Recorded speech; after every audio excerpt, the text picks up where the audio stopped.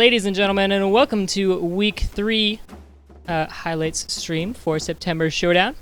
My name is Captain Fogg, and as always, I am joined by Hunter. Hunter, how's it going? It's going pretty good, thanks. Also joining us today is Shoefly Pie. How's it going, Shoefly Pie? Hello, looking forward to some games. And of course, with us again is Best Team Maker. How do you do? And finally, last but not least, in any sense of the word, LeConte. Hello everyone, looking forward to some squirrels today. Some squirrels. Lots of squirrels. Definitely. Think So, we all are. looking at these standings here, and of course we've seen a lot of replays now, but so we know some of what's coming in terms of the meta. But looking at these standings, we're in week 3. We've had the final session. There's a couple games left to play, but for the most part, your top 8 are going to be the top 8 that are listed here. Any surprises here, LeConte?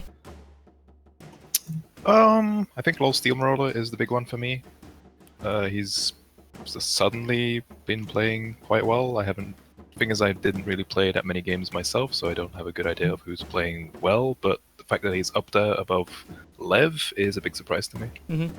He's just been on a roll with a lot of his matches so far. He's even taken out Cross, or CJ Ross, as we're going to decide to call him now, or Sanitarium is another name to call him.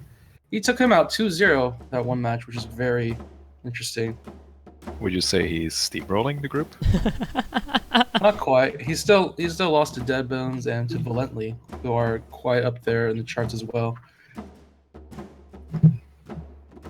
All right. Well, things might shift around a little bit. We've got a couple games that are still left to play. But I think we're gonna go ahead and jump into the first replay we have for you guys. It's going to be Classic Metal versus 2Flower. There we go. It's going to be the second game in their set. Are you guys ready to start this replay? Yes. Get to it. All right. I'm going to start it in 3, 2, 1. I'm also going to hand this off to our casting team of Best Team Maker and LeConte. Take it away, guys. All right, thank you very much, Captain. Here we go. 2Flower versus Classic Meadow. Popper versus Bellified here. Now, what do you think about their drafts at this moment? Taking a quick look, 2Flower going with moles, squirrels, pigeons. Classic Meadow with squirrels, toads, ferrets, fox. What do you think is gonna? How do you think these drafts work out against each other? It's kind of interesting, because both players are running barbed wire and don't have very good ways to deal with them. Classic Metal doesn't have any ways to deal with barbed wire in his drafts. And then the tier 3 choices are very different as well. 2Flower going with the Wolf for the synergy with his other units. He does have moles to fight against barbed wire and potentially go for an early rush. Classic Metal space is kind of open, so he could do that. But other than that, both players just go for most likely to go for a squirrel ferrets composition with pigeon support, although Classic Metal doesn't have any pigeons, favoring toads instead, so we'll have to see how that plays out. Now, I'm a little bit curious about the addition of Sniper Balloon to Classic Metal. How will 2Flower be able to deal with that? He doesn't really have many. He really only has one unit that could actually take care of them efficiently. The Sniper Balloon can secure map control for Classic Metal, but if 2Flower gets enough squirrels and a wolf out, he can just steamroll a bunch of Sniper Balloons if he has to with the sudden amount of burst damage that he gets.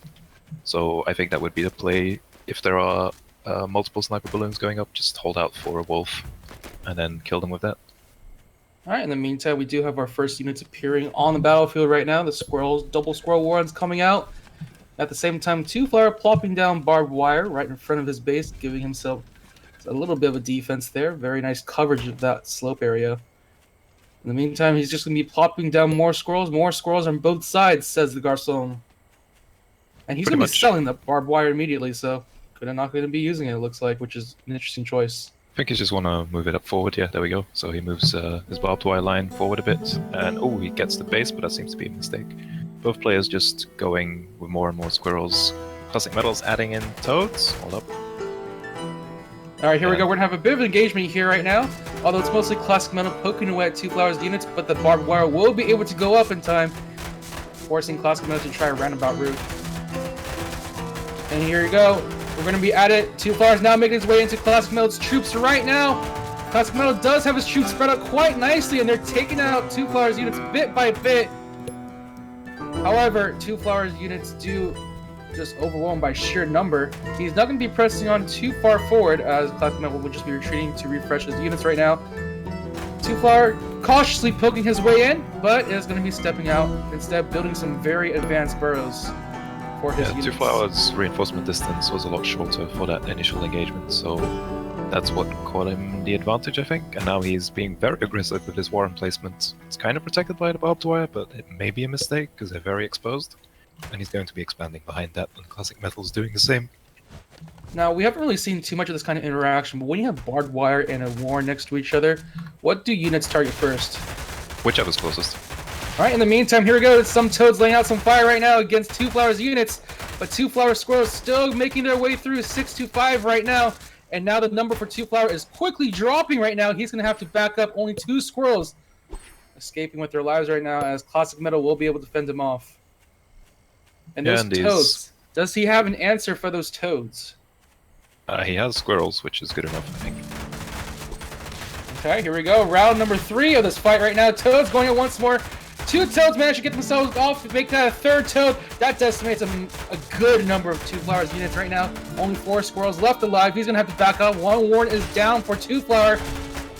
Or the barbed wire doing some work to the squirrels. Classic Metal is just going to leave his squirrel troop standing in the barbed wire, it looks like. He's going to make his way forward now, just in time. He's marching his way into Two Flowers' base. Trying to take down as many buildings as he can, but he's not going to get quite enough. And he's going to back out immediately. So while Two Flower loses 2 warrens, the unit trade was still fairly even. Because of the barbed wire doing a lot of work. Barbed wire is in such a good position there, right in that choke point. It's going to make it hard for Classic Metal to really, counter it. And here it comes, Two Flower right now. Still trying to make his way through. Classic Metal threatening with the toads. And Two Flower may think about backing off right now. In the meantime, they're going to be standing behind this barbed wire, trying to get some pot shots in. Classic Metal trying to inch his way little by little. The toads are now coming in. 1 explosion? That's only 1 explosion from the toads. That's not quite enough. Here comes a 2nd explosion. Will it be enough this time? Two Flowers slowly using squirrels, but at the same time, Classic Metal, his numbers are also dwindling right now. He only has 1 active squirrel on the field right now. The rest are coming in as reinforcements. And once again, we're going to have another bit of a standoff here. Both players trading units fairly evenly, but Classic Metal doesn't have any farms on his expansion, whereas Two Flower does have some farms, and the barbed wire has so much value in this game. Classic Metal is just running through it every time. Here we go. He's going to try 1 more time. If it doesn't work 3 times, maybe a 4th time will do. He's trying to go in with his toads, but the toads are getting shot down 1 by 1.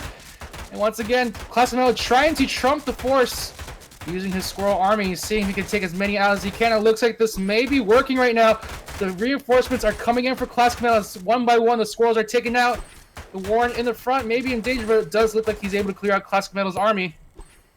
And Two Flower has an extra squirrel warren over Classic Metal, so he does get more squirrels produced at the same time. So I think this is going to be winning him these fights happening over and over. And Classic Metal is seriously out of food right now. He's forced to sell his squirrel warrens to buy farms, so if Two Flower capitalizes on this, he's going to be easily being able to take out this game. Doesn't really quite know that Classic Metal doesn't have any warrens. He hasn't been able to any opportunity to scout, but he is going to press on forward. The 2nd barbed wire is finished for this area, and Two Flower is threatening to push on forward here. Yeah, so now he does scout the expansion from Classic Metal, and he notices that Classic Metal isn't really pressuring him, so he figures something is up since it's the first time in the game where he's not being pressured. But this time, Classic Metal is the one with the barbed wire up. It's going to force Two Flower to another direction here on top of this hill. Let's see if Classic Metal's small amount of units can do anything against the entourage Two Flower brought with him. And here comes the storm right now. Two Flower just plows his way through the army. 3 squirrels, not enough at all. Classic Metal has to sell all of his units. All he has left is barbed wire that he's trying to build up behind enemy lines here. Let's see if he can get up fast enough. That's 1 expansion down. Can he stop them from getting this final expansion? Nope. Classic Metal has to call the GG, and Two Flower will be taking this game. Yeah, the barbed wire was very valuable that game. Alright, there we go. The story of the barbed wire winning this out for Two Flower. Panna, what did you guys think of that match? All right, great match. Again, I'm interested to see how players in the finals are going to deal with the prevalence of squirrels in the current meta. Is barbed wire going to be enough to deal with them, or is there a different unit that's going to be come up a lot more in the finals? Hunter, any thoughts? I think Classic Metal did do some good fights there. Some of those early fights he just won and forced 2Flower back. But I think there was that one fight where he just moved into the enemy base and he didn't actually do anything from that. He just overextended a little bit. He should have just pulled back and regrouped, I think, and got a bigger push next time. Yeah, definitely the story of a lot of games, lots of squirrels, and going back and forth with just the squirrel balls right now. But let's go into our second replay that we have for you guys today. It's going to be CJ Ross versus Lev, or Insanitarium as his name is in-game. Is everybody ready to start this next replay? Yes. All right, we're going to Let's go. press that select button in 3, 2, 1. I'm going to pass the casting off to our team of Best Teammaker and LeConte. Take it away. All right, thank you very much. And now we have a matchup here that we're all really excited about. Two newcomers to the Clash of Comrades series of events, and it's going to be CJ Ross, and Lev, two of the strongest newer players right now. And let's take a look. Definitely. We'll have to see how this game ends up playing out. The map seems to be favoring Insanitarium, CJ Ross currently, although it's hard to say. This is a strange map because Lev's bases are all low ground, but then the distance between the bases for Insanitarium, a red player, is very far. And taking a quick look at the draft, we do see an interesting draft coming up from Insanitarium. He's going to be taking out his now trademarked Chameleons for himself. How do you think Chameleons will work in this matchup between these two? They are very strong, I think, in the right hands because they can deal with barbed wire, they can deal with ferrets by sneaking up on them, they can tank, they can smash a lot of squirrels and they kill them in one hit, so the pigeons don't do anything. So I think they're a nice addition to an army like this. So what kind of advantages Lev need to take before CJ Ross gets any control of Chameleons? I think what Lev would have to do, I think this is going to be a game about map control. There's a big hill in the middle between the two bases, and I think whoever can control that best, both players do have balloons to do so, has a good chance of winning the game because it denies your opponent's expansions while securing your own expansions more easily. Or both players could just get 25 squirrels each and go at it until they run out of food. That's also an option. All right, well, in the meantime, it looks like Lev is going to be rushing his Squirrel Warrens right now, getting them on 7 farms instead of 8. And he's going to see what he can do with them. He's going to get the squirrels placed on this high ground right now, though anywhere close near CJ Ross's side of the map. So just to make sure he has some units up on the field right now. And, the 7 farm tactic we see from Lev has actually saved him a lot before in the past. Usually saves that last farm to avoid starvation mode. But right now, it looks like both sides are pretty neck and neck in terms of army count. Lev will be getting out some extra pigeons for himself. He's also going to be placing down some barbed wire there on the low ground. In the meantime, both players having pigeons is a really good thing for them this match because there is very contested high ground, so they will have easy vision. What Lev is going to do is sprinkle barbed wire everywhere to deny easy high ground access to his base. I do like he's placing barbed wire towards the high ground close to his base right there. Just gonna make sure he doesn't get hit by any sneaky ferret plays. And it looks like CJ Ross will be making the first move, sort of. He's gonna be placing a sniper balloon down there on the low ground to give him some extra vision. And he's gonna move his units cautiously upward towards his first expansion up on the high ground.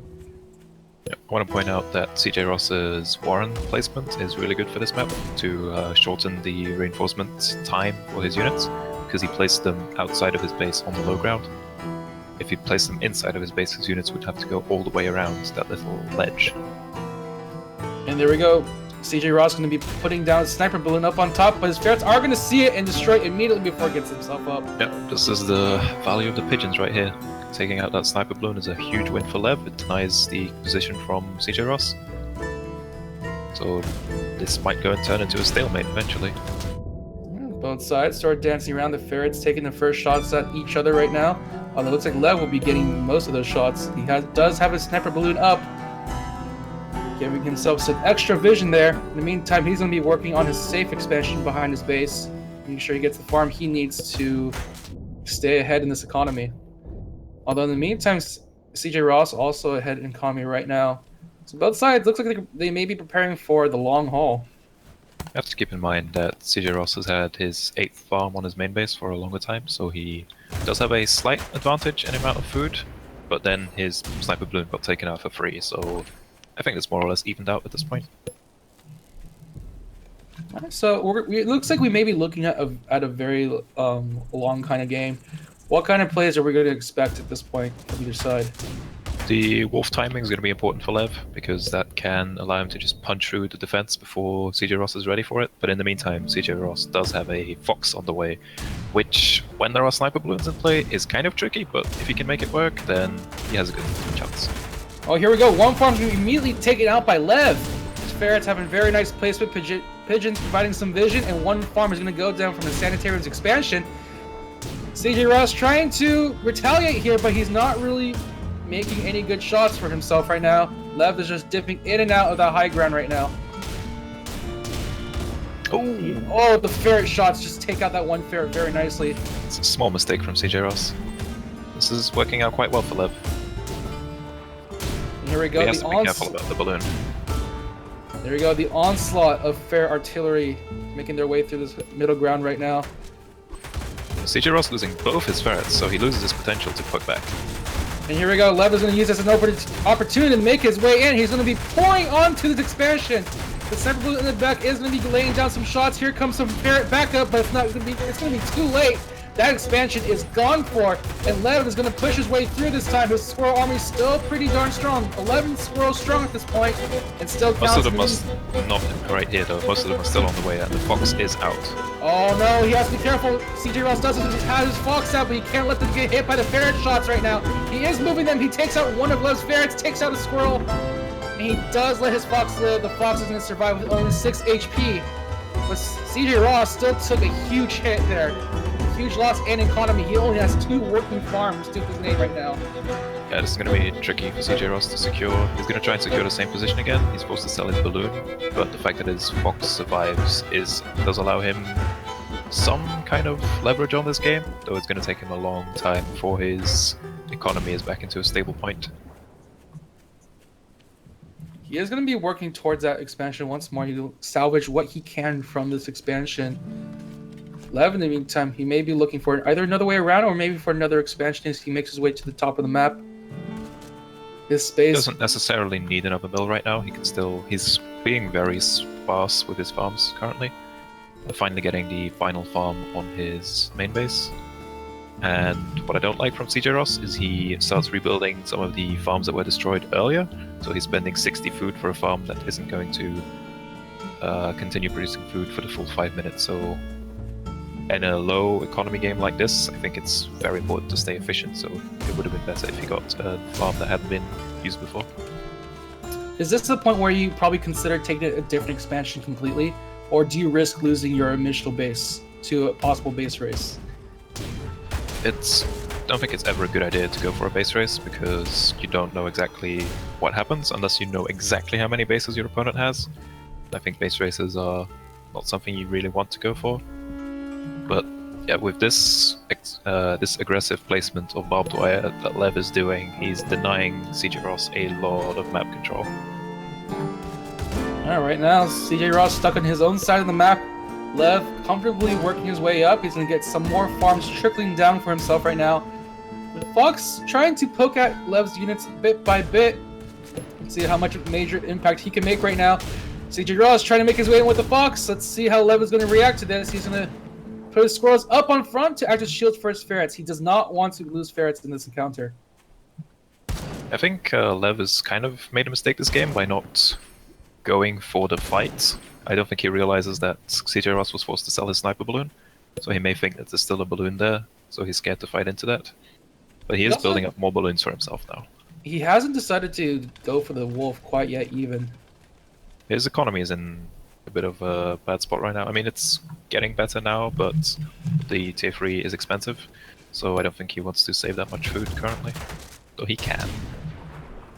Well, every second gained for CJ Ross is another food in his pocket there, as he's slowly trying to rebuild his economy, already back up from 1 farm to 5 farms now on the second expansion. Now he's going to be using his Fox to defend this as aggressively as he can, trying to zone out Lev's units there. He has Make to sure be he doesn't really get- careful about the balloons.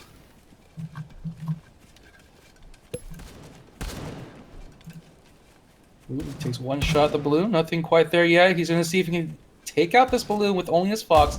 He's tanking his shot with his own commander. Really fancy play. Right now, though, Lev is trying to make his way in. He sees his Fox, but he does not want to lose that balloon to any kind of shenanigans. He's going to make his way into this expansion with the Squirrel Army, trying to aim for that Fox. CJ Ross microwaving that Fox back behind the expansion.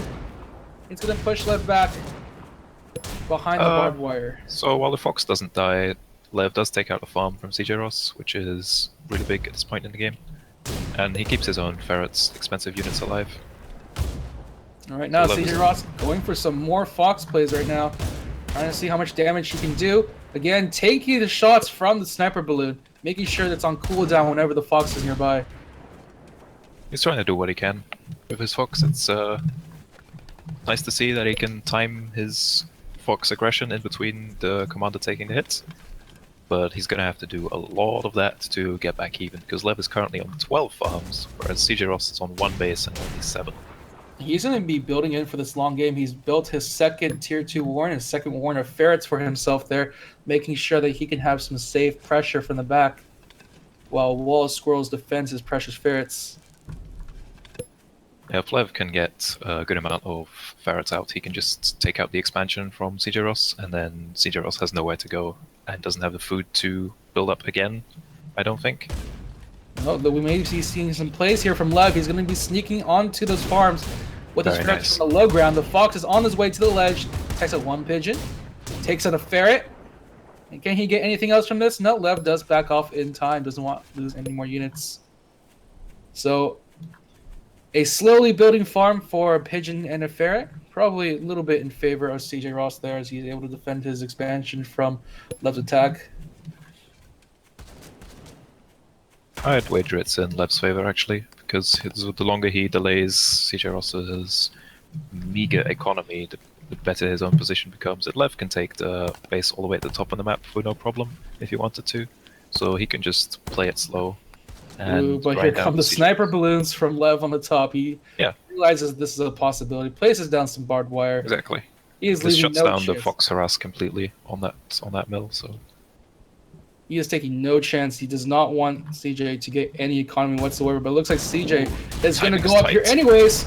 Is he going to get that balloon before it goes up? Yes, one balloon is going to be popped right now. He's going to go for the second sniper balloon, and that sniper balloon is down. Lev is going to have to place an attack here to prevent CJ from expanding up here. But right now we're going to have an all-out brawl with Squirrels standing out in front for CJ, trying to get as much damage as he can with the ferrets and the Fox though, but the Squirrels are all gone. Both ferrets are gone for CJ. He's going to have to retreat at this point, but right now he really only has a Fox to his name. He has some Squirrels, but right now he's trying to get his Fox to escape, but his Fox may be trapped between a rock and a hard place right now. 2 HP left on this Fox and taken out by a ferret shot. unfortunately, CJ Ross, he gets the 2 sniper balloons, but he takes the fight, thinking that he could win that fight. But unfortunately, I think he should have backed off right after taking the balloons to take his victory and run. So let's hear it from Captain Fog and the rest of the people. What do you think of that game? Yeah, definitely. I think my favorite part about that game was tanking the sniper balloon shot and then trying to get a shot off with the Fox before the sniper balloon was back up. So looking at the micro from Cedar Ross or in Sanitarium was fantastic in that game. Bestie, thoughts on that game? I'm sorry, not Bestie. Shoefly Pie. So I think the key moment was very early in the game when CJ Ross tried to put down that sniper balloon in the forward position and it got instantly taken out by the ferrets. Either he didn't realize that Lev had ferrets already in position, or he just didn't respect it enough, and that forced him to put his sniper balloon, that cost him a lot of food, and also forced him to put his sniper balloon a lot further back because of the ferret pressure. He had to cede a whole section of that middle ground, which was, based on that map, a very key position in the map. And because Lev controlled that, he controlled what CJ Ross could do, and he was always in the superior position in the fights. But CJ Ross did exhibit some great play with holding on and drawing out that game as long as he could with the excellent mechanical skill with poking through the Fox through the sniper balloons, which is a difficult matchup to play. I will say there's something to be said about Lev never actually going for the wolf option. I felt like he always sort of had the window to do it, but he just never really felt the need to do it. He just never really felt pressure by CJ, other than possibly those Fox plays, but he wasn't really taking much with those Fox plays anyways. No, I think Shoefly player is pretty much correct, where because of Lev's map control, the strong position that he had, it just wasn't necessary for him to go into the Wolf. He just had a better economy and better units as the game progressed, so he could just get the easier option and faster reinforcing option of ferrets and squirrels and just have more units than his opponent.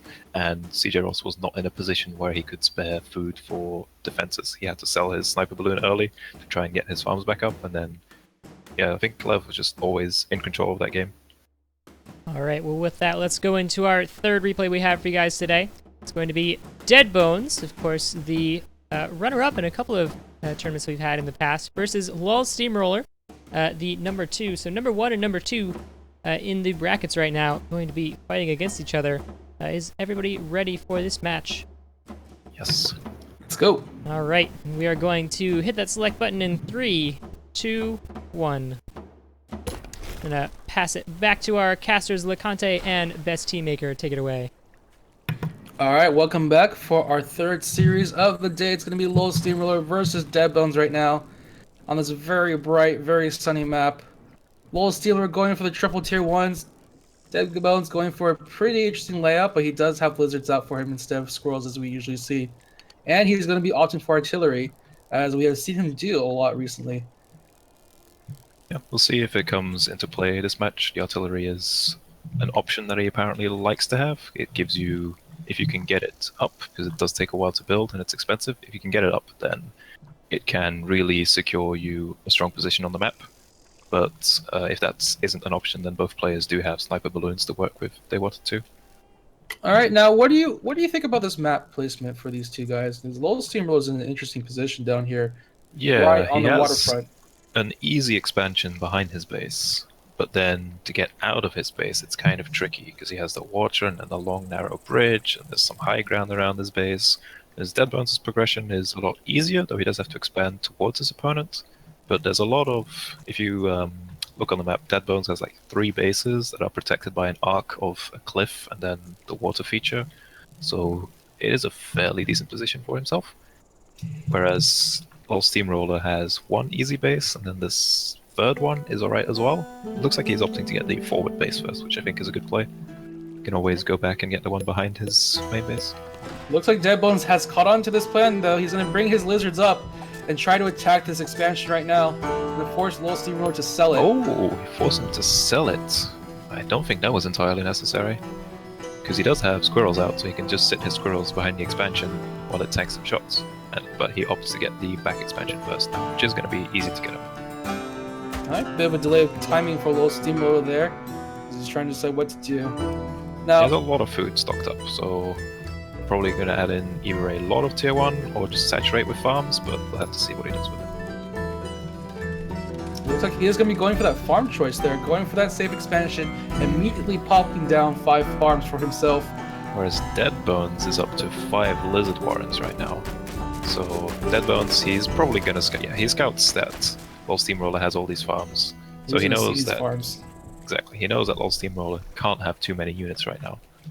The So question then is, go ahead. what's the best way for Dead Bones to actually attack this base? He's going to go exactly like this, where he goes, he puts his lizards up on the high ground. Alright, here he comes, the giant lizard army, 14 members strong, as they make their way down to this base here. LOL Steamer trying to counter this right now, but the lizards are just pouring their way in. 2 farms to their name, a warren. Dead Bones could stay longer and take more, but he's really happy with this trade already. He lost only a few lizards, takes out a warren and 2 farms. So that's very much worth it for him. It looks like he's going to be leaving his units also there in that area. He's going to be popping down a sniper balloon for himself. Because behind Meanwhile, his he's attack, gonna Dead Bones go did around expand. He's going to be going around the river, seeing what he can do here. But it looks like LOL Steamer already here and waiting right now. He's going to be attacking his expansion with the lizard. The lizard are now gathered all over the river right now, making their way through against the squirrel army. The squirrel army looks like to be mostly decimated up in the front line, but he is able to take out a lot of units from Dead Bones' side, and Dead Bones has just lost his entire lizard unit. So there was a few things happening that fight. While Steamroller's pigeons were caught out in the open, so they got taken out almost immediately, which was really bad for him. But then Deadbones' lizards were just stuck in the water and they couldn't go anywhere. So he didn't actually kill any farms with that attack. Looks like Deadbone's gonna have to sit back and lick his wounds for a bit. He is gonna be taking a forward expansion for himself to ensure his economy right now, but Lil Steamroller has already a huge economy in place for him right now. Let's see what he's gonna transition into. How he's gonna spend all of that money. Yeah, he has to catch up in army value now. He's managed to hold off for long enough. He only lost 2 farms, which was okay considering he added on 5 really early on his expansion. And he's going to go for a wolf right away, whereas Deadbones is just adding on more and more lizards, it seems. And here we go. Another engagement, this time started by Lil Steamroller. He's going to play his squirrels on the edge of the riverbank. Let's see how many squirrels they're going to be able to take out, though, from Deadbones' side. Deadbones is going to push back the Squirrel Army. The Squirrel Army is also almost completely gone from Lil Steamroller's side. This may be the opening for Deadbones to push his Lizard Army a little bit further, but he's not going to risk it. The river is going to be a little bit too slow for his troops to move through. Yeah, he learned his lesson from the last engagement and doesn't force the fight with his units caught in the river. However, he does take a very nice trade, taking out most of Lil Steamroller's tier 1 and taking out 2 Warrens as well, which is a really big deal. Alright, so this It interesting... looks like Lil Steamroller sold his Wolf Warren. So he needed to protect himself right now. Once again, we're going to see what happened in the beginning of the game, trying to set up this expansion here, but Deadbones decides not to go for it. Instead, he's going to be circling around. He's going to be trying to attack the base from the back once more. His Lizard Army on their way, crossing through the water.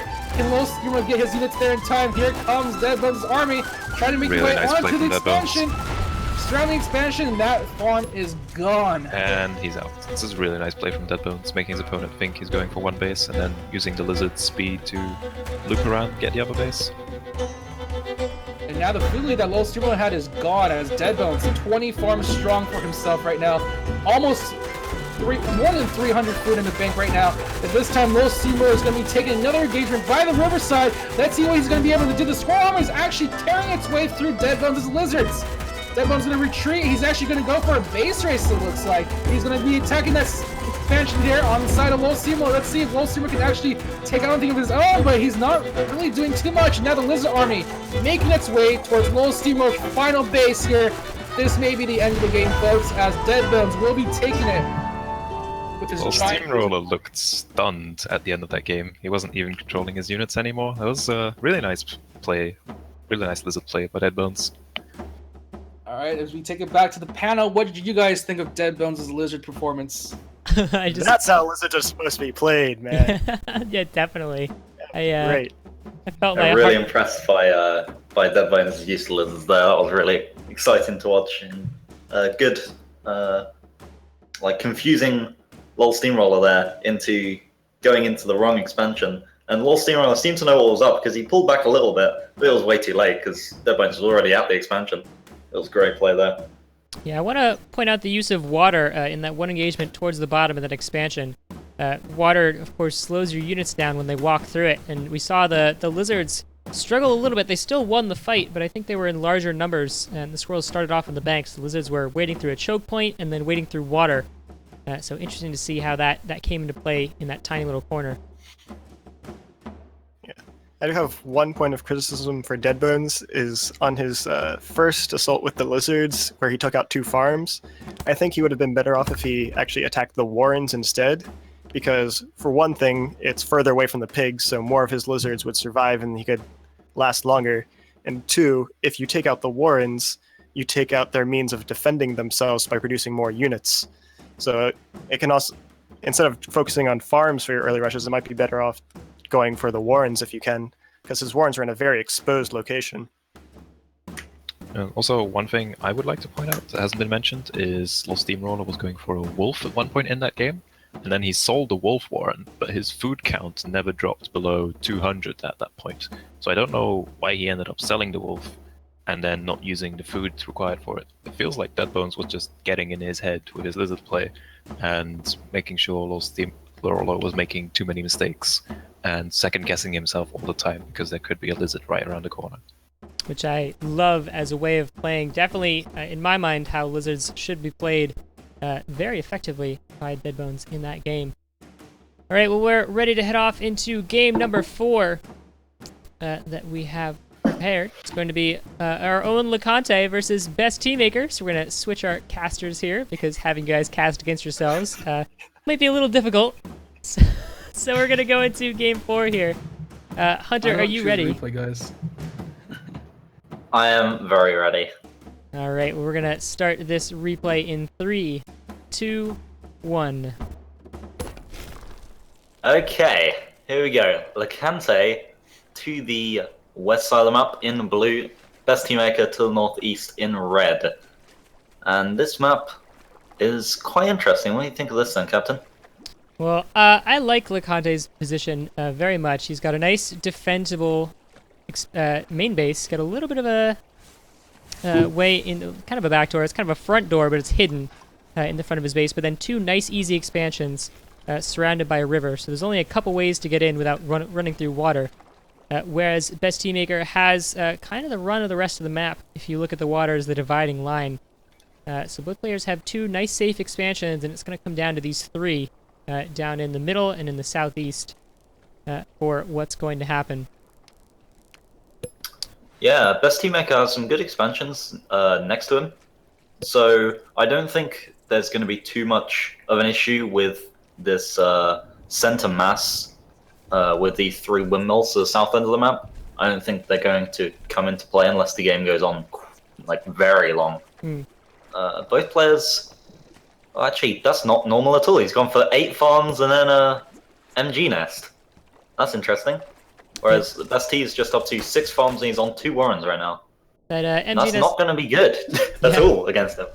MG nest is very well placed to cover that back door, but no units going down. LeConte has gone for Chameleons. So Chameleons first. And if you'll notice, in his build, he's only got 1 tier 1. He's got pigeons, and that's it. Everything else is a tier 2 or a structure.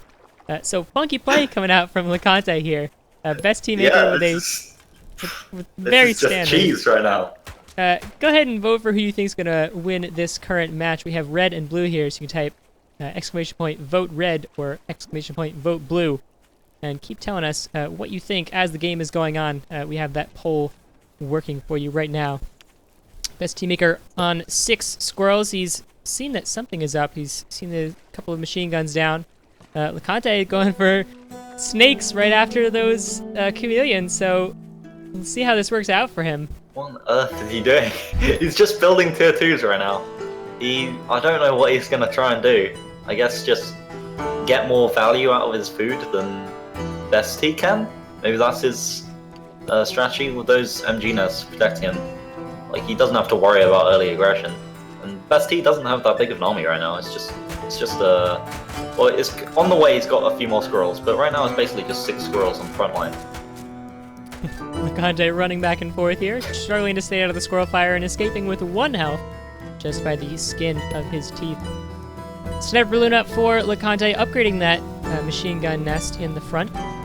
And he's putting out another chameleon warren. He's got two snakes out now and 2 chameleons out, and the pigeons. I think the pigeons are going to make a huge difference here because he has a bunch of elite units. This snake here on the low ground, trying to pick off some units as it can. Of course, Best Teammaker has some pigeons, so not as exciting as it could have been, because those pigeons will keep healing through that snake poison that only lasts for 30 seconds. The Best Teammaker taking that forward expansion. This is going to be tough for LeConte. He's not really going to be able to get that much value off his snakes, because if he just tags one of the enemies, it's not really going to do all too much. He's going to have to make some sort of commitment to a fight to get value out of them. He's got 4 chameleons on the way, and he's got falcons as well. I think that'll help him a little bit against Best T here, especially in this position, if he can see up onto the high ground. Sniper balloon on the low ground, and those snakes have tagged that mill. So 30 seconds, 30 points of damage. That's not going to be enough to take down the mill by themselves, but definitely smart play, tagging them from that low ground, kind of forcing Best Teammaker to do something about it. And of course, you can't heal that windmill with those pigeons. The mill will start to heal itself eventually, but it's tagging it again with those snakes. If he can keep coming in and dancing in and out and tagging it, he might be able to take down this mill in its entirety. It looks that way. Best T can't really do too much against it. If he gets too close, that sniper balloon is just gonna do a lot of damage. And that sniper balloon is now, he replaced it, is now in range of that windmill. And that windmill is just gonna go down. this forward base of Bestie is going to go down very quickly. And there's a fight about to happen, it looks like, right here on the river. Falcon's out now. The Snake's tagging a couple squirrels. Again, those pigeons are there to heal up. Looking at the army value graph, LeConte has a big advantage in terms of army value, but there's so few units here that those squirrels might just be able to focus fire them down. And that is the danger of having an all tier 2 army. That windmill does go down. A couple more Snakes getting some shots off. A Fox is out now for Best Teammaker. That's an excellent response to this. Of course, that Fox is going to do maximum damage as there's no tier 1s besides those pigeons. So able to trading some shots with that sniper balloon now. Not a great use of that Fox, unfortunately. He does have those pigeons to keep it healed up. But if that Fox manages to start tagging tier 2s and mines go down in the front, Best Teammaker using those mines, they're full effect. The Fox in the back taking out as much as it can, takes down 1 chameleon, takes down 2 chameleons, and unfortunately only taking out those pigeons. Besides that, some squirrels coming in from the side get taken out. But Just getting a nice shot on that chameleon there. So he did take out 3 enemy chameleons with that Fox. That's not too bad. But now he's lost that position. He's got to retreat. Yeah. And LeConte is just coming way ahead in food right now with his 11 farms to 6. All right, another fight going down. Another mine explodes there. The chameleons in the front doing a lot of damage. Remember, they take out 1 squirrel every time they swing. And there's 3 or 4. There's 4 of them? There's 4 of them out on the field right now, and they're being healed by 6. Those pigeons. There's 6 now. He's got more on the way. 2 more. 6 chameleons. That's the like main unit of his army. He's going for chameleons. Joining the throng, trying to keep that sniper balloon from going down. It does manage to go down. That Fox in the background trying to snipe away as much as it can, but so far it hasn't been able to take out. I guess it took out 2 chameleons, so 4 chameleons left, or 5. It's kind of hard to see. They're kind of invisible. They just keep respawning. There's so many warrens on it, and those chameleons in that fight just trying to sneak up on that Fox and just take him out in 1 shot, and that Fox just barely gets away. This is ridiculous to see. Twitch chat completely split down the middle. They don't know who's going to win this. Sniper balloon goes up anyone's game here. On that high ground. A snake goes down this time. The Fox taking another victim. Some squirrels in the front taking the brunt of the force. Those chameleons popping out and swinging those giant clubs they have. Yeah, up to 8 now. Oh, there it goes! Brute force. Oh! Down goes the Fox. The chameleons pop out of nowhere, taking the Fox out with 1 fell swoop. So Best Teammaker losing his biggest defense against this heavily tier 2 army. We'll see if he manages to get another Fox out. It is a quarter of the way out right now. We'll see if it comes out before LeConte pushes in with his army. It looks like he's going to push in right now. Lots of chameleons. I think he can. 10 chameleons out on the field right now. Down goes the tier 3 Warren. This expansion is definitely doomed, and I think this spells the end for Best Teammaker. Listen to these club swings. There's 10 chameleons ravaging Best Team's base. It's ridiculous. Down goes the last expansion of Best Teammaker. All he has is a few Warrens trying to put down some mines. Hopefully those chameleons will run into them, but I don't think it's going to be in time. In they go into the blast mining base, or farming base in LeConte, taking that game. That was a strategy that I've never seen before. Let's go back to our panel here and see if we could figure out what happened there. Shoefly all tier 2s? What is that? I mean, it's a bit of a risk because it takes longer to come out, but LeConte was blessed with a very great base for that strat, being able to protect it very well with his machine gun nests. If he had a more open base, it would have been harder to pull off because Best Teammaker could have wrapped around to an undefended side. But yeah, that was fun to watch. Too much water. Yeah, of course we have LeConte and Best Teammaker with us right now. What happened during that game, guys? How did that go down from a player perspective? You just built so many chameleons. I had nothing against chameleons.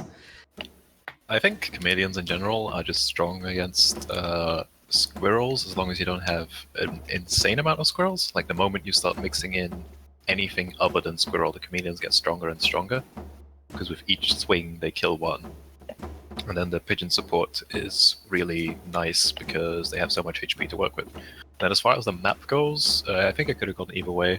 The forward base that Best Teammaker made couldn't really accomplish all that much. It was just a mill, and he didn't really do anything with it, unfortunately. The problem Okay. was I was trying to bait LeConte up to the high ground where those mines were, but because he focused so much on tier 2s, he never had to worry about losing a large number of army.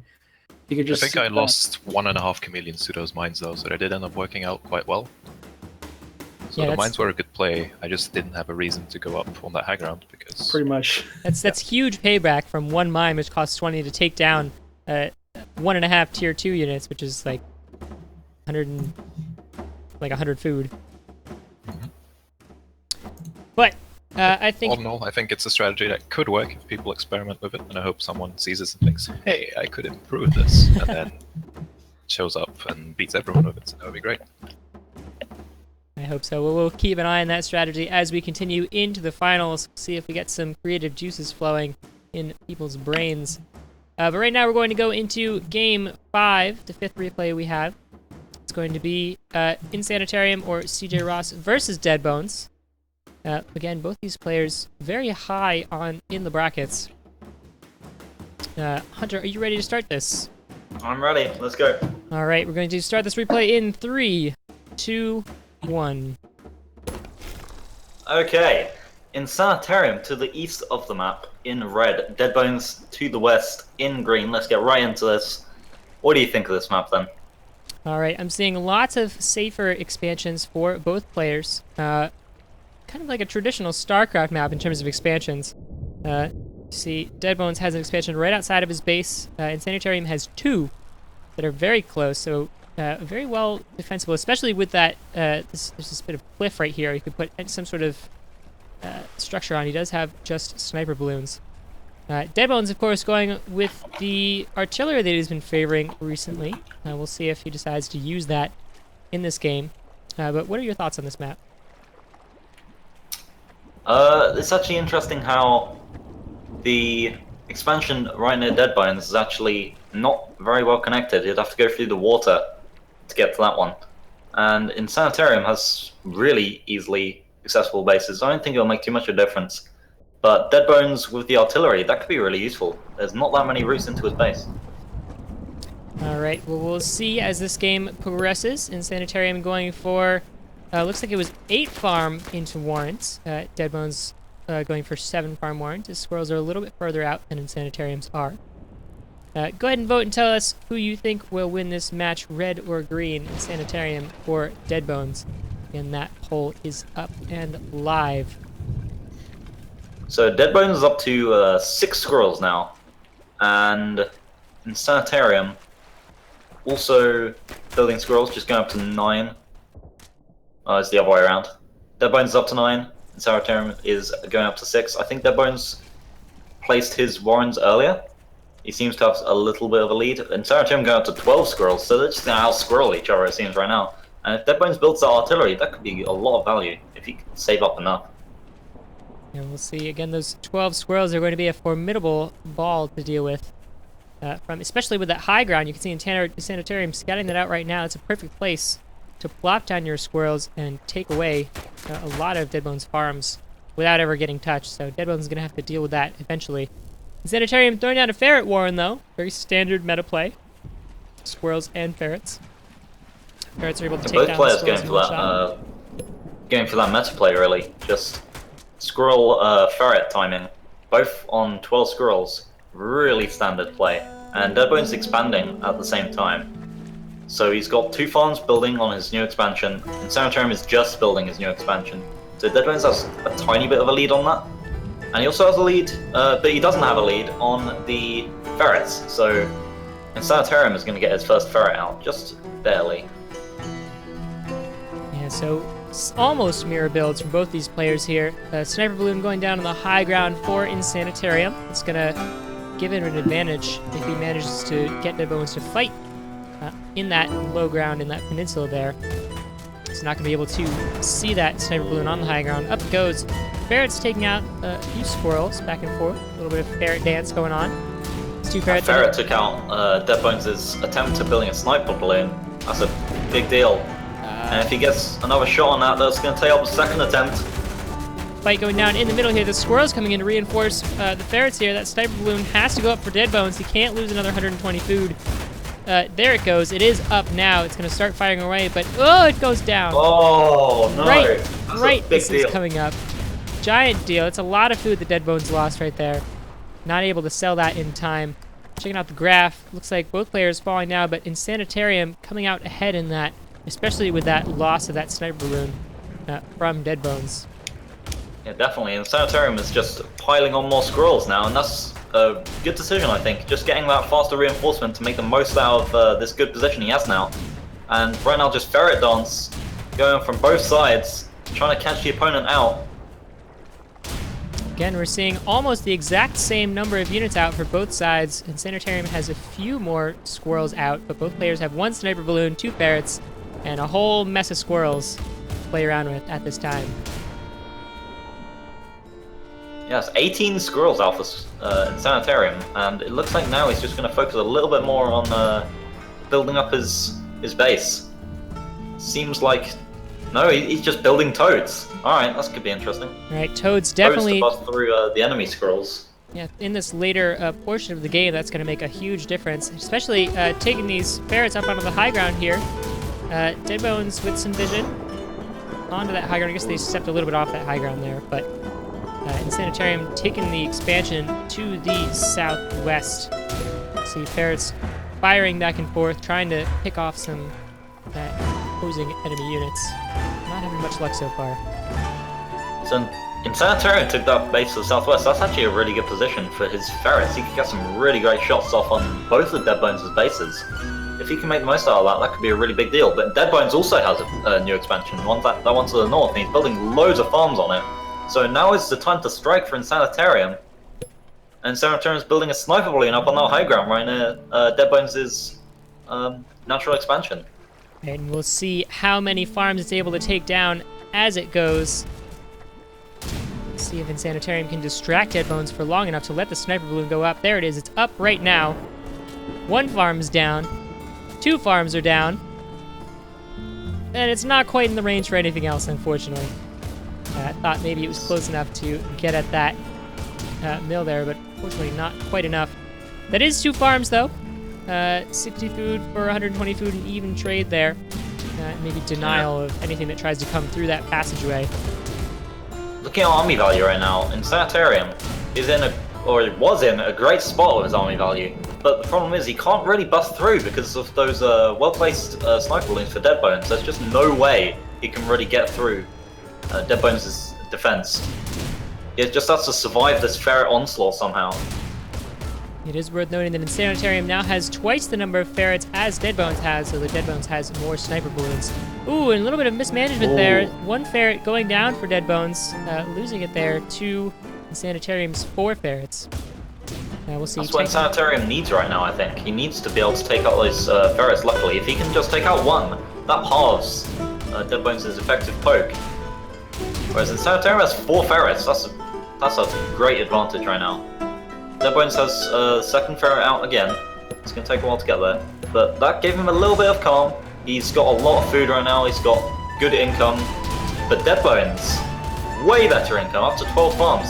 That windmill to the north, just completely uncontested, has now just given him a massive advantage a couple of minutes later. Yeah, I think Insanitarium has been too focused on moving these ferrets back and forth. He does have more. 2 ferrets taking shots right now. He does have ferrets to spare, but we'll see. He hasn't been building farms. He hasn't been keeping his economy up. We're well past that 5-minute mark. Both players have expanded in several places, but Insanitarium just not quite keeping up. There he goes. He's building some farms now, going up to 10 or 11 farms. And there goes that artillery. Dead Bones has placed down artillery in the front of his base there. That is just going to completely lock down that north end of the map. Like, if you thought that was impenetrable before, there's just no way that Insanitarium is ever going to get through it. So what he's decided to do now is just pull his ferrets to the west side of the map and just bomb the rest of Dead Bones' bases. Because if he can lock Dead Bones in that position, then that's going to be great for him. But look, now Dead Bones is just going to push in right now. All right, Dead Bones' green army coming in, not quite able, Insanitarium not staying long enough to take down that farming base, but that artillery coming out and taking down a lot of squirrels for Insanitarium. Insanitarium forced to back up there, and Dead Bones has 4 ferrets of his own right now. It's really interesting. Dead Bones with massive amount of squirrel warrants, go up to 39 squirrels. That's the raw power he needs to be able to bust through in Sanitarium's position. If he just moves in right now, that's going to be a lot of power. And Sanitarium doesn't really have that many tools to deal with it. He has those toads, but Ooh, and here we go. He's pushing in right now. 40 squirrels coming in right now, cutting through the army. The toads are coming out. A couple of them can go down, but I don't think it's going to be enough. Those red squirrels are using the pigs as a shield, but we'll see as it goes. 8 squirrels left for Insanitarium, but 22 squirrels still out on the field for Dead Ones. He can reinforce so quickly. The farms are even. With that amount of warrants, there's just no chance Insanitarium has to even get back after getting an alright trade in that fight. So that first line of defense has buckled for Insanitarium. Deadbones moving in with all of the ferrets, all of the squirrels, getting a little bit pincered by the units coming from different sides of the map. But he still has the advantage in this attack here. Those squirrels getting taken out. Now he moves on to the high ground to the last farming base of Insanitarium. Deadbones takes this game. Wow. That was really well played by Deadbones at the end there. He knew what he needed to do. He just built up that massive army and just completely crushed Insanitarium in that last fight. All right, well, let's What did you guys think? take it back to the panel, yeah. That was a great comeback from Deadbones. Cedros had good early control of the game because while Deadbones ecoed up on his first base, he placed a sniper balloon in a very key position, and it completely gave him control of that middle peninsula that a lot of the fighting happened over, and that gave him a lot of advantages early. But Deadbones did a great thing in expanding over to that north base, and that shifted the main battle lines over away from that defended position that Cedros had, and completely nullified those defenses he had built up earlier. And then he kept Cedros from ecoing up by constantly pressuring with his ferrets along a new battle line that didn't have defenses on it. So Cedros had to stay there and keep up his defenses and defend against that ferret pressure. And so he fell behind economically because he couldn't spare the commander attention time to go over to his other bases to build farms. I want to latch onto that and say that Cedros could have. He had sniper balloons, but he wasn't using them to deny ferret harass, which was what he should have done in that game, to just make a half-hearted push, trade, maybe somewhat losingly, but don't go all in while you build up 1 or 2 sniper balloons behind the push. And then he has those balloons that will deny ferret harass, and then he has twice the amount of bases to work with compared to Deadbones. But unfortunately, he got too caught up in ferret fights, and it would often be that CJ Ross was on 200, 250 food and wasn't doing anything with it, while he could have had a lot more farms or a lot more units. I feel like I was going to say I feel like what kind of clinched it was when Deadbones managed to get the artillery out, pushes CJ Ross's army back behind the expansion. At that point, he sells the artillery, giving him just 240 food immediately, and just goes to build up his squirrel army on the back lines. Definitely great use of selling structures there to get that food value back. Something you don't see in a lot of games. I think we're going to go ahead into our break at this point. We'll be back in 10 minutes for the next 4 games we will have for you in the final Week 3 September Showdown Highlights stream. So we'll be back in 10 minutes, but in the meantime, go ahead and vote on which unit you think is the scariest unit in Tooth and Tail in our halftime vote. We will see you in 10 minutes.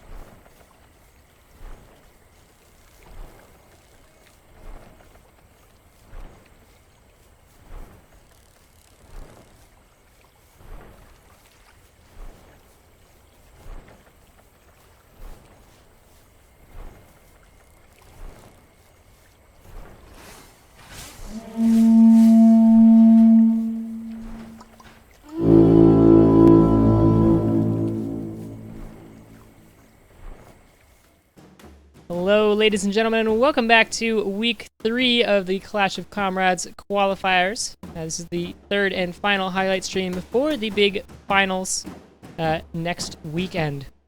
Of course, I am back. My name is Captain Fog, and joined by Hunter, Shu, Fly Pie, Best Teammaker, and LeConte. Guys, how you doing? Doing good, thanks. Doing good. Nice. Yes, sir. Nice break there. Rest our voices a little bit. I think we're ready to go ahead and jump into the 6th match that we have today. Hunter, are you just about ready to start this?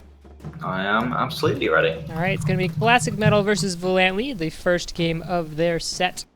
We're going to go ahead and start this match in 3, 2, 1. Okay, so this match we have Valently to the southeast in the blue, and Classic Metal to the west in yellow. What do you think of this, then, Captain? This map, these builds? All right, What are your thoughts? I like Valantly's. Of course, Valantly going. Oh no, he hasn't gone with this again. But it's gone for Squirrel Mole, which is very strong in the current meta. Those moles, of course, tanking shots for those squirrels, where the squirrels can lay down some fire from over the mole's shoulders. I see Valantly's gone for some skunks, which aren't as great in this patch, just due to the amount of health that the tier 1s have now. And I think there's a little bit of a DPS nerf as well to skunks, or a time or something like that. But looking at Classic Metal's build, we can see Classic Metal. Squirrels are in there. This is the build that he's been using for pretty much every single game that I've seen him in so far. And we'll see if it works out for him. There he goes, puts down the first Squirrel Warren from Classic Metal. Of course, Valantly, though, going for... He's mole rushing. 3 moles here are already down, and Classic Metal has spotted it there. We'll see if he can respond in time. I think this Squirrel Warren is done for. He goes ahead and sells that. Okay, he sold it. So That was a mistake, honestly. I think he might have been better off just leaving it. I think it might have gone down, but these 3 moles are in the line of pigs now. One pig gets taken down. Classic Metal has his own moles out, and I think that might be enough to repel this. He has taken down 2 farms. The 3rd mole going up in the corner, Valantly not wanting to let this rush die. I think he might have to, though. That last mole left to fend for itself is going to pop out and immediately get taken out by those 3 moles from Classic Metal. That was great for Valently, though. 3 farms, and what? He only lost, I think, 1 or 2 moles. It looks like he lost 3 moles, but still, that's a great trade. Yeah, Valantly was on 5 farms when he started the rush. It was a 5-farm mole rush, so not quite as even of trade as it could have been, but definitely both players starting to get back up. Classic Metal already back up to 8 farms. Still got 3 of his moles out, starting to put those squirrels down again, so recovering from this rush here. So Valently's just building up his economy a bit more. He's gone up to the 7 farms. He's building 2 more warrens. He's just going to go into standard squirrel mole kind of play here. Going up to that 8 farm. So yeah, pretty standard stuff. Classic Metal going out to the 9 squirrels with the 3 warrens. And Classic Metal actually has a little bit of an advantage now with these 3 moles to tank against Valently's 2. So he's got a very strong army, actually. And it's going to be interesting to see how Valently actually, he kind of needs to catch up on this, because that's quite a bit of army value behind. And I think we're just seeing how not great the mole rush is in this patch. Yeah. Classic Metal going up to 15 squirrels in Classic Metal style. Valantly, we'll see what he does. He's at 150 food right now. See whether he decides to expand or maybe go for ferrets or skunks there. He's going for those ferrets. All right. And another warren of squirrels to top it off. So that might help him out here. Those ferrets able to take out a squirrel with every single shot that they give. Twitch chat has a lot of faith in Classic Metal to pull through. They've seen Classic Metal before. A nice rock steady player. And they believe that he is going to win this fight here. Barbed wire. Oh, I don't know if he's going to win this fight. This is really not looking good for Valently. Going out with not enough squirrels, and those ferrets haven't come out yet, and now a giant yellow army sweeping across the field for Classic Metal.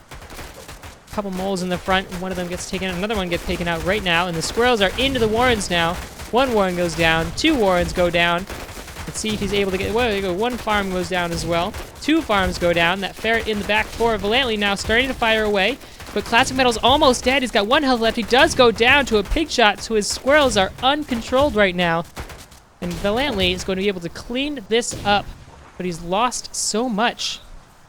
He really has. And Classic Metal, although he lost all his moles and he lost all his squirrels, he's just going to rebuild all of those squirrels in a very short amount of time, like just a minute, and he's already going to have it all back up. And on top of Valently, he's left with just, what, 5 farms and a couple of warrens. On top of that, Classic Metal has already expanded. Here in comes his squirrel army again, just as you said, that squirrel army coming straight back.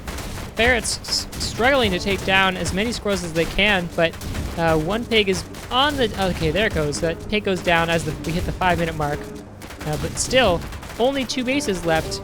3 mining farms for Valently, that expansion coming up in the back here, but fending it off again, but losing again so much. Not able to rebuild those farms. This is a very bad spot for Valently, obviously. He just needs to... I don't know what he could do, really. He needs to build up some sort of defense, because Classic Metal is coming back right now. Across the river, the Yellow Horde rides through that river. Now they're on the other side, taking down the main base of Valently, and now he's on his 2 farms, haven't even finished building yet. I think this is GG. There you go, Classic Metal taking that game. Classic play from Classic Metal. Let's take it back to our panel for analysis. So more rushes. I think Valently overreached a little too far with that, trying to fully commit to the moles, keep on building more moles and go deeper onto the farms. But he should have either backed off once he saw Classic Metal building his own moles, or switched focus to the moles, because while they're building, they count as structures, so the moles would be able to take them down pretty quickly, as you saw with the 1 mole that Valently left building as he ran away. Classic Metal's moles took it down very quickly. But, you know, Valently took down point out 3 farms. Yeah. And so they were both on 5 farms, but Classic Metal's 3 farms had produced some food for him, so he was still in a bit of an advantage, even though Valently had killed 3 farms. The point that I was going to add on to that is Classic Metal sold his Squirrel Warren, which to me at first also looked like a mistake. But I think he realized that he wasn't going to get any units out of that particular Warren, and he happened to have moles in his deck. So he counters the mole rush by building his own moles, which are going to be a lot more effective than the 1 or 2 squirrels that the Warren could potentially, in the best case scenario, produce. So the 60, well, it was about 50 food that he sold from the Warren did actually give him the edge in the fight eventually, and then Valently was a bit too far behind in economy. And the big part was that Classic Metal had an extra mole, which you saw in the big engagement that happened after the rush.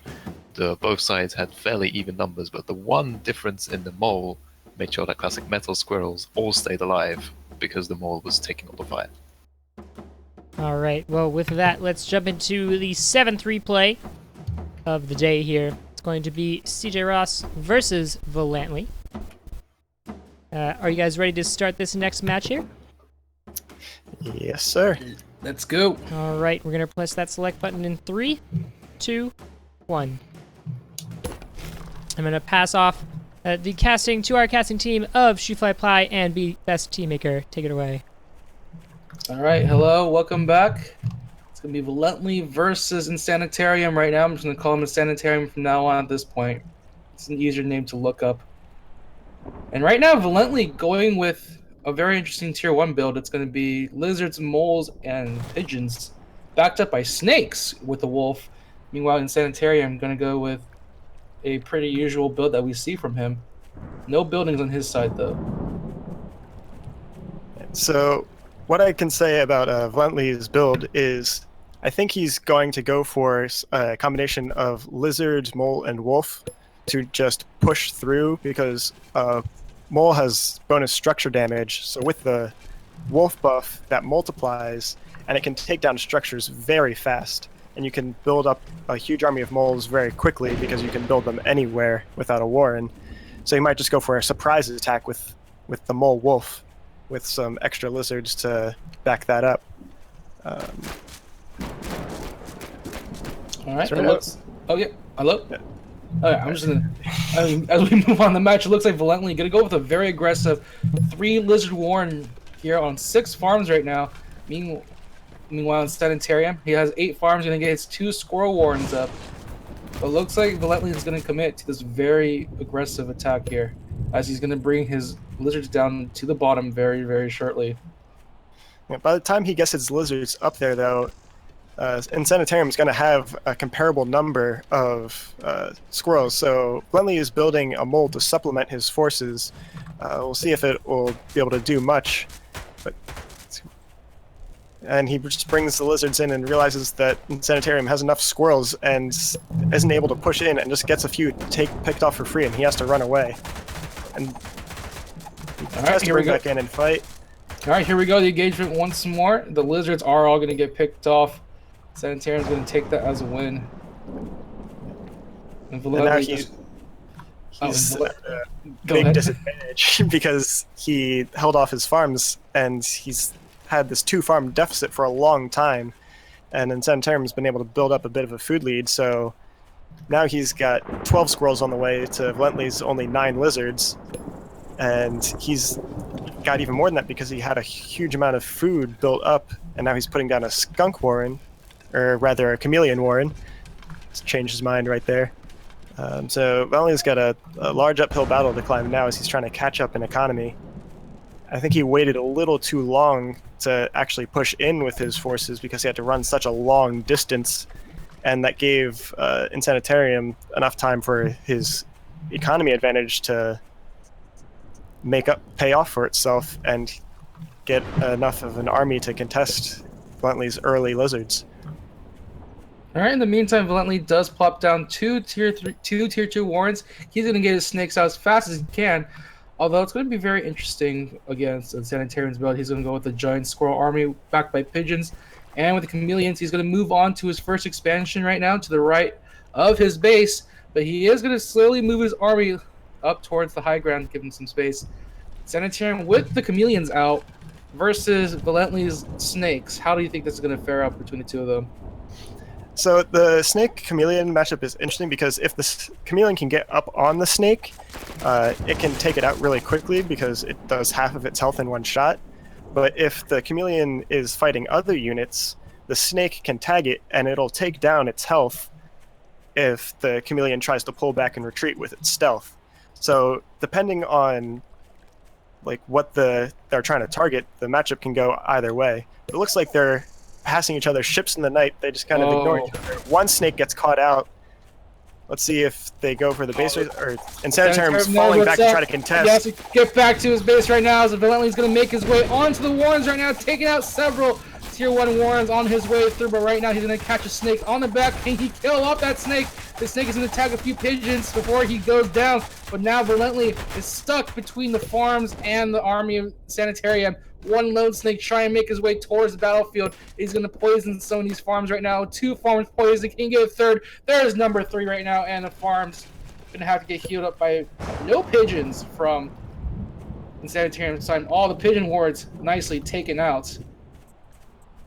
Yeah, so Valently did get a lot of value on his push, but I think he spent a little too long attacking wards and didn't pull off enough to fight, and he took a lot of losses at the start of the fight. But now that because he took out a lot of the warrens, he can reinforce a lot quicker, and he's coming in with snakes, but his lizards ran in too far ahead of his snakes, and they die before the snakes can back up there. And the chameleons take them out, but he's got a lot of units poisoned, and they're going to die. All right, with a few huge whacks of those giant clubs, the chameleons are going to nicely take out those snakes there. Valently, again, forced to retreat. He sells off. He had to sell off 1 tier 2 warren earlier. Does he have to think about selling off another? He's only living on 4 farms right now. He has no room for an expansion at this point with his economy at the rate it's going. Meanwhile, Sanitarium's comfortably sitting down on a few more farms than Valently, but he still has a few more options in terms of where he can go with his economy. In the meantime, Valently will be taking his expansion finally, but 3 farms to his name. He's going to have to be very careful with how he takes these fights.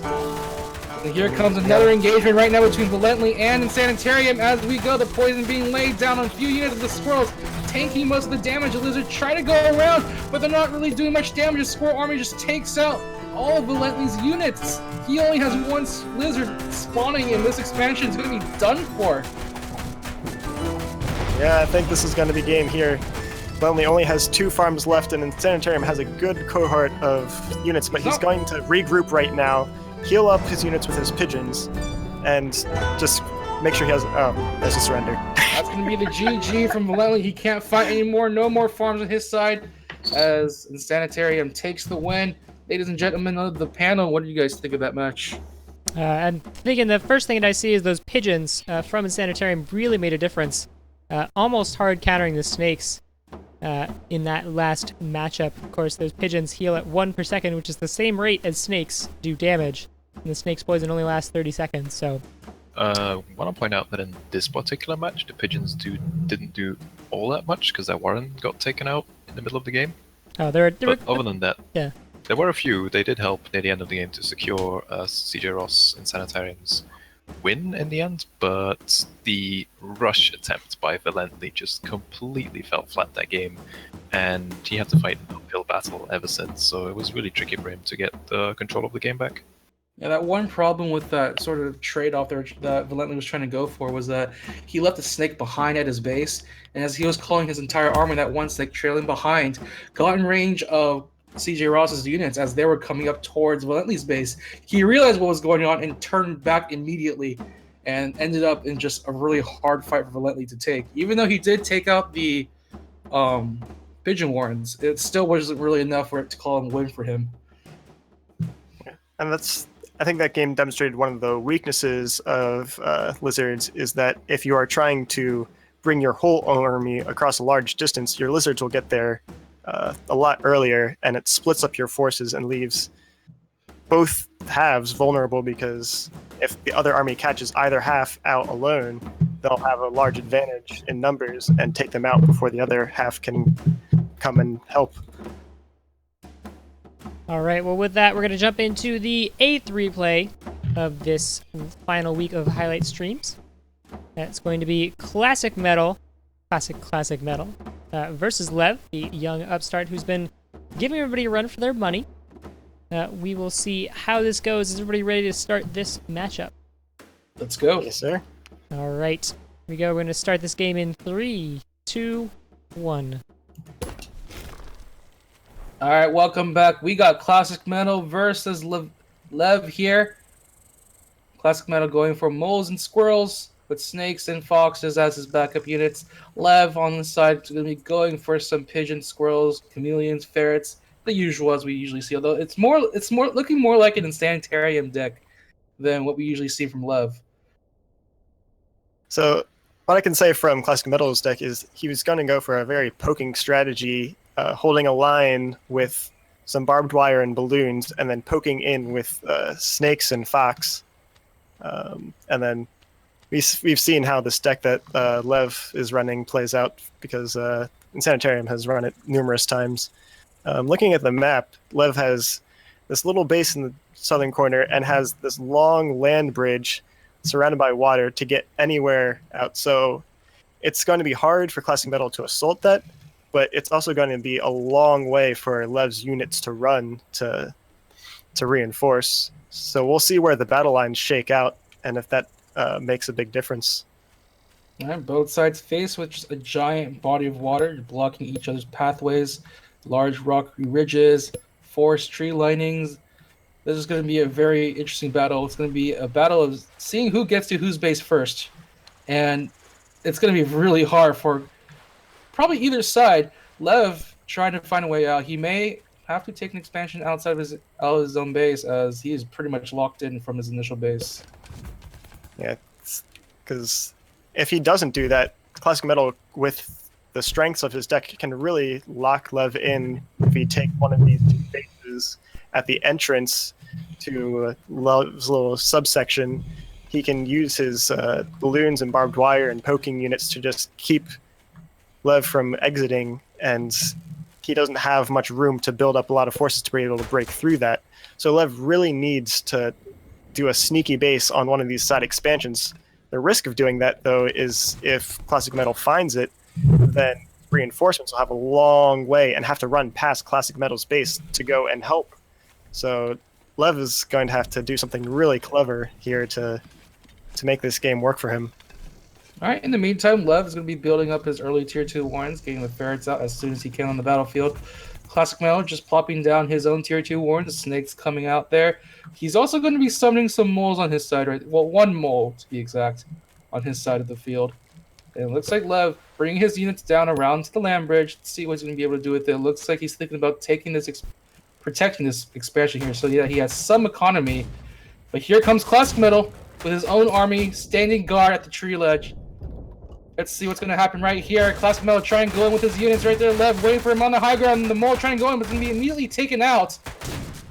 Lev is going to back up his units so he cannot lose his ferret that he's taken out so early in this game. Both sides retreating. And if Lev can control this high ground with these ferrets, then he can prevent Classic Metal from getting his defenses up. But Classic Metal now has his snakes on the front lines and is pushing Lev back. But the pigeons are going to sustain him a little bit. Oh, and but the now that Classic Metal has a... Oh, the pigeon does save the ferret. The ferret is on like 2 HP. He gets the heals up in time. The snake taken out. Classic Metal losing his units as they shuffle in one by one. The ferrets now being saved by the pigeons. They're still on such low health. Look at them. 4 health, 1 health. And yet they're still alive there right now. His ferrets now pushing back Classic Metal's army there. Lev feels safe enough to take that expansion. I say overall, this could be a win for Lev as he continues to push Classic Metal out of this area. The big thing in that fight was Lev was constantly moving back and getting the shorter reinforcement distance, while Classic Metal's units had a longer and longer distance to reinforce. And so he slowly won that fight with the reinforcement advantage. And now that he's controlled this high ground in the middle, he's prevented Classic Metal from setting up his structures, which is sort of the whole point of his deck, is to control with those structures and poking units. And now he can't do that because he's lost control. Lev has a balloon up, and now he can't poke at all. And Lev now has the initiative and is pushing in, taking out some warrens.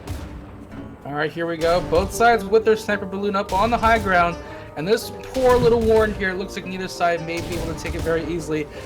But Lev, poking with his ferrets, takes out a few warrens for himself. And now Classic Metal trying to go in from the water line and see if he get anything done. He's going to attack as many units as he can with the poison, but it's only on the squirrels, so it's not going to matter too much. And they're getting healed by the pigeon in any case. Classic Metal tries to run to the high ground, but he's losing a few more warrens at a time as Lev's ferrets are just slowly poking their heads in and out of the fray. Their shots just doing so much damage, and now the Snake Warren, the only Tier 2 Warren Classic Metal has, is being poked at by the ferrets.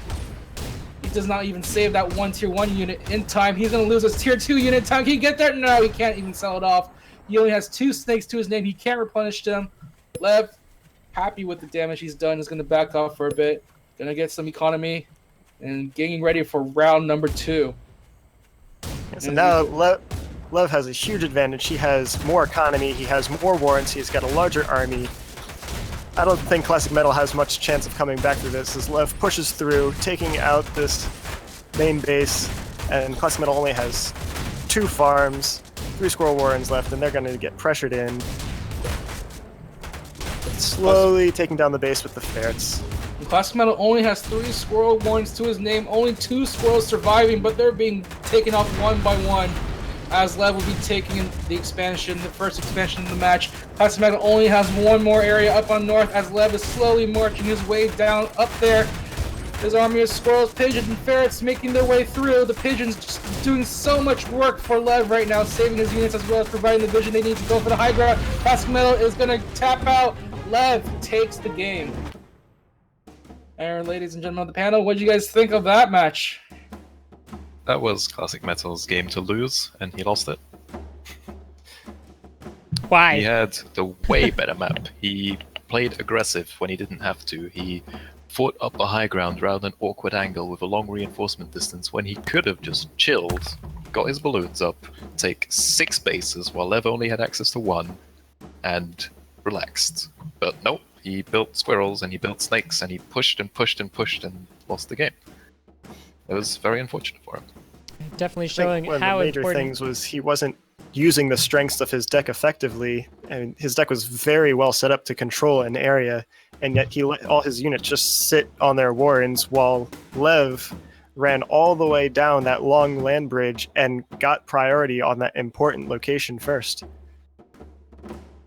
and then controlled the game from there. Yeah, definitely showing how important it is to read the map. It's not an easy skill to learn. Definitely one of the skills that's most important in this game, with all the random maps being generated, of course.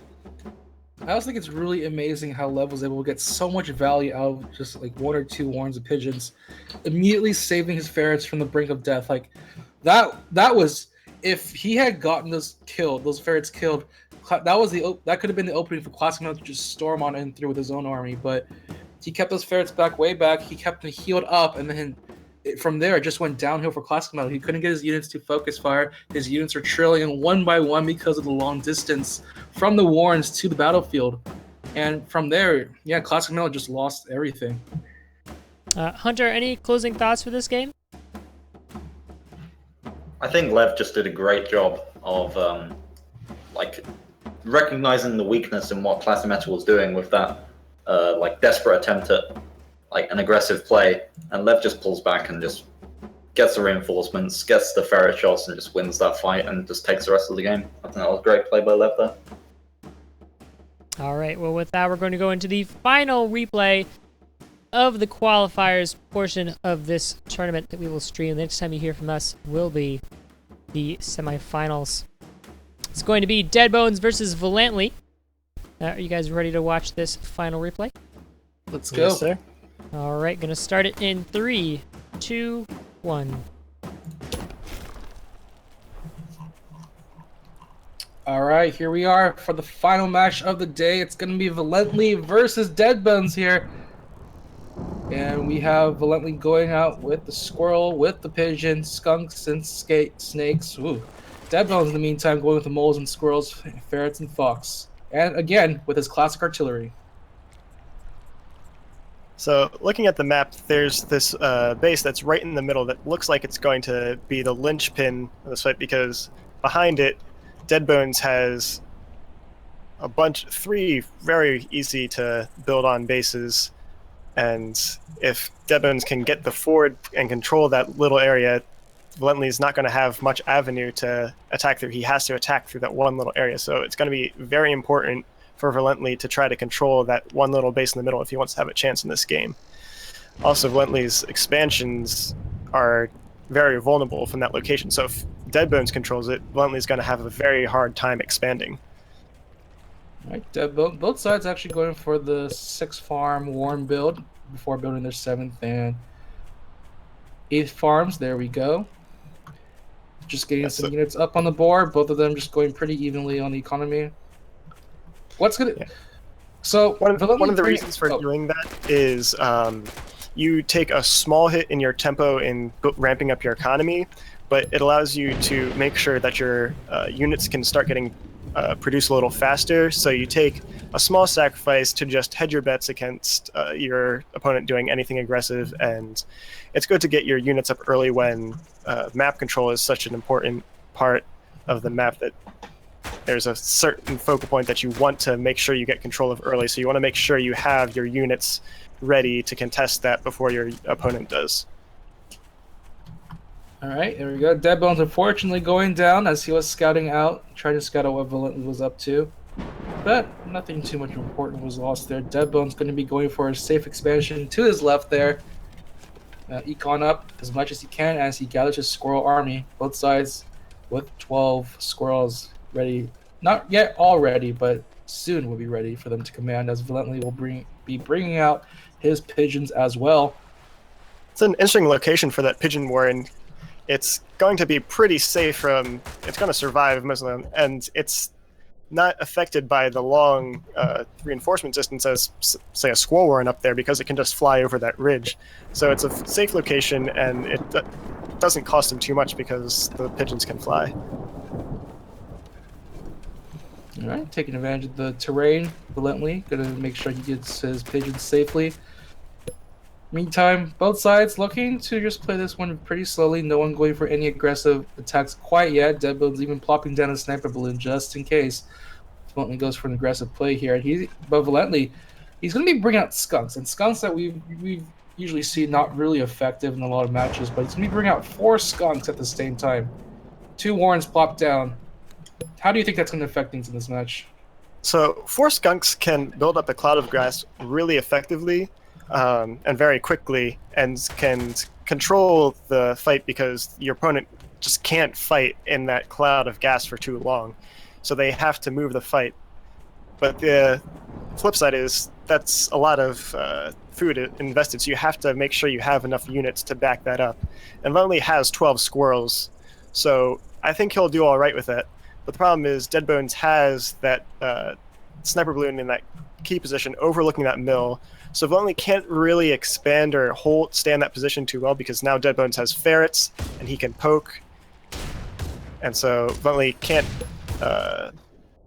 contest this position too much. So, and he's only now starting to expand, while Deadbones has gotten his first expansion fully decked out right now, and he's going to get a large economic advantage. All right, a little bit of poking from Deadbones here, trying to see what he can get with his ferret right now, though instead he finds Valently's army and pulls it out back immediately beforehand, and just decides to go for a 3rd expansion here, going for a safe econ. He has the high ground advantage, he has this vision, and he's going to go once again for the ferret play right here. He's going to bring them down, but Valently is going to see this. He's going to push them back. The ferrets trying to do as much damage as they can as they retreat, but, going to have to pull back for just a little bit. He's going to try to weave in and out with the ferrets, but nothing too much happening with that engagement, as Valently will be putting a Fox Warren down for his own side. So I think what Valently is trying to do with this fox is try to deny this ferret harass, because Deadbones won't be able to bring the ferrets forward because of the fox being able to poke at them. And he's doing this because he can't really safely build a balloon which could do the same thing, because the ferret could take down the balloon while it's building. So Valently's had to invest heavily into this tier 3 fox to be able to protect himself from this ferret harass, because he didn't get his balloons up in time. But now Deadbones is... Oh, he was going to build his artillery, but there we go. He puts it in a different location. Wants to give it the vision advantage of the high ground. Wants to make sure it has enough sight. And he probably predicts this middle elevation is going to be a huge battleground, so he's going to put his structures back behind just in case there's a big battle here. He gets all 4 of his ferrets up right now. Valently now building into another tier 2 unit. He's going to bring snakes into the battlefield right now. Oh. Valently brought his fox in to try to harass those ferrets, but it gets instantly taken out by the double sniper balloon. Yeah, sniper balloon is just a really great fox killer right now. It looks like Valently thinking about going in right now. He's trying to approach, but is going to be pushed back. He's just probably going to wait for his fox to revive here before he does anything else. And at the same time, Deadbones just continuing to get more and more farms. 3 farms already maxed out. He's going to go for a 4th farm. And with all this food, Deadbones is looking to slowly build up a giant army to face off against Valently. At the same time, Valently's going to put a sniper balloon here a little bit up north. At the same time, taking expansion also as well. He's going to go for his 3rd expansion. And now he's going to slowly peek his way through. He doesn't want to get his fox caught, but he is going to be going around. The sniper balloon is not quite finished yet. He sees the unfinished structure. He's going to be going for it. He gets tagged with the poison, and now they see this unguarded expansion here. Can they do anything about it? The skunks laying down their gas here in the back line, but will it be enough to deter Deadbones' army? Deadbones has his own fox up as well, and has been pushing out Valently here. The fox is down on Valently's side. All the units almost down for Valently. Pigeon, the final one is gone. Now the sniper balloon may be the next victim here. And it too is taken out, and this is the opening that Deadbones is looking for to push his way forward. Bit of a mistake from Valently there, trying to take engagement up on that upper expansion. Now going to turn to his own expansion being taken away. And now he's just going to push on forward. Valently trying to get as many reinforcements as he can, but they're all being chopped to bits and pieces right now, as Deadbones is now just solely focusing on this 2nd expansion. There we go, taken out right now. The fox alive on 5 HP, and with that, Deadbones will take the game as Valently calls the GG. All right. Wow. What do you guys think of that one, folks? What a game to finish on. Definitely, it seems like getting caught in that northern corner was one of the downfalls. I know Deadbones was very far ahead in economy at that point, but Valantley trying to go is kind of the only thing he could do at that point, besides maybe try and push a little bit forward. But the artillery was already on the high ground. Sniper balloons were going up more and more. Boxes were coming out for both sides. Wasn't a good situation. I think all things considered, that was a favorable map for Deadbones, which was pretty clear. And he just laid back, he relaxed, he got the balloons up in good spots, which again was possible because of the map. And Valantley went with the double skunk, which would be great if it was a fighting kind of style game, where both armies just keep clashing and skunk gas would do a lot of work. But as it stood, he just had 4 skunks, which unfortunately didn't really do anything until they died because he couldn't engage into Deadbones' stronger position. I think the skunks were a weak choice because Deadbones has been playing the same deck for pretty much the entire tournament, and he plays it very defensively, very structure heavy, and skunks just don't do well into that. Skunks are better when your opponent is fighting into you and they have to chase through skunk gas instead of you having to chase into them and try to put skunk gas in their territory. And skunks just don't do anything against balloons and artillery turrets, and so Valantley just didn't have any options against he had snakes, which he didn't. He could have gone snakes instead of skunks, which would have been stronger against Deadbones' style, I feel. But he committed to the skunks, it felt like, and didn't consider switching that up. I think the other thing is that Valantley decided to just go for all of his units as well, and it sort of spreads out what your army is capable of doing. He wasn't really good at fighting off of Deadbones' army at all. It's when one of those tier 2 specialized units are taken out, that's pretty much the bulk of your utility of your army. And since he only has like a few of each one, it's not really huge for an army composition if you're going up against someone who can just econ up all the way to his liking. I think you're comparing apples to oranges there, though, because Deadbones had more units because of the stronger map position, but Valantley's army was more than capable of fighting, but not into a defensive line, which meant that he couldn't get to fight, so you didn't really see the strength of his units until he backed himself into a corner and kind of lost the game from there. So I just want to point out that Valantley's composition was strong, just it couldn't fight into this particular map style that Deadbones played. Right, especially with this patch. Well, that concludes the replays that we have for you guys today. That concludes week 3 of the qualifiers. Next time you hear from us will be on Saturday at 3 p.m. EDT, same place, for the quarterfinals stream. Let's go ahead and do some wrap-up predictions from you guys. Best Team Maker, what do you think is going to happen in these finals? Who's going to win? Ooh, it's going to be interesting. Unfortunately, we had some unfortunate dropouts here. CJ Ross dropping out, AV dropping out, Xeno dropping out. 3 really strong players unfortunately dropping out due to scheduling and personal reasons. But we still have a pretty strong potential top 8 right there.